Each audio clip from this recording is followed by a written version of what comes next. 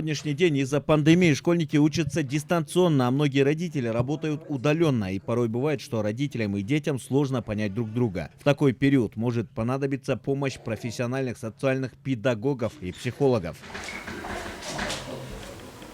Для этого в столице школьные социально-психологические службы работают в усиленном режиме. Ученики, родители и педагоги могут обратиться к своему школьному психологу, обсудить щепетильные и тревожные темы, связанные с процессом обучения, и получить профессиональную консультацию и совет. Чтобы оказать помощь, в каждой школе у нас работает социально-психологическая служба. Значит, сюда входят воспитательные завучи, замдиректора по воспитательной работе, социальные педагоги и психологи школ. Они работают, они состоят в группе каждого класса, где родители, где детки, и отслеживают, и оказывают социальную, эту психологическую помощь. Особенно сейчас нам приходится работать с родителями, чтобы безопасная психологическая среда была в доме.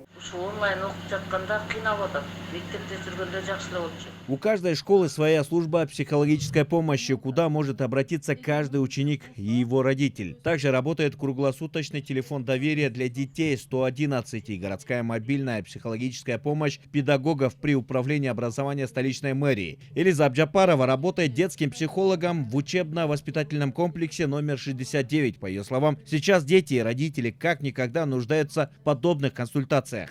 Мен башталгыч мектептин психологымын, 1 класстан 4 класска чейин. Я работаю с детьми с 1 по 4 класс, и к нам в основном обращаются их родители. На сегодняшний день мы работаем посредством мессенджеров, отправляем родителям различные материалы, рекомендации и обязательно поддерживаем обратную связь. Больше всего поступают звонки от родителей второклассников, так как они не доучились в 1 классе до конца, а сейчас продолжают учиться в онлайн-формате, и дети не понимают, что они уже во 2 классе. Также поступают звонки такого характера, что из-за онлайн-обучения у родителей с детьми ухудшились отношения, или же из-за плохого интернета в новостройках дети начинают поднимать истерику, что не смогли присутствовать на уроке.